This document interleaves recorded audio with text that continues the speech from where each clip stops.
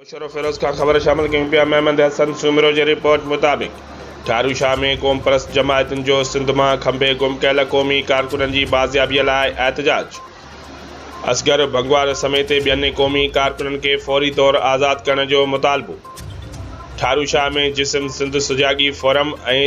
वारसनि पारां मरकज़ी सदर सारंग जोयो, इरफान डायरी, उज़ैर भंगवार,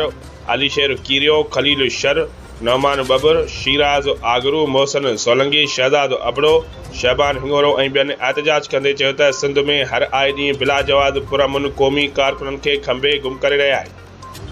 जिन खे रोज़ तशदुद जो निशानो बणायो पियो वञे। उन्हनि चयो त फौरी तौर बिला जवाज़ खंबे गुम कयल असगर भंगवार समेत क़ौमी कारकुननि खे फौरी तौर बाज़ियाब कयो वञे, ॿी सूरत में सख़्त एहतजाज कयो। असगर भंगवार के जबरी तौर पे खंबे गुम कयल क़ौमी कारकुननि खे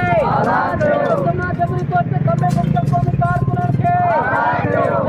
जबरी गुमशुदगियूं रियासती दहशतगर्दी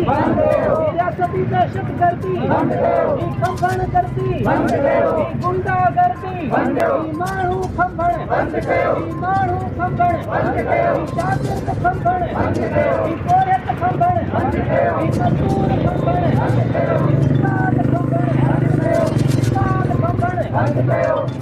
उस्ताद खंभण भगवान खे भगवान खे कांगड़े के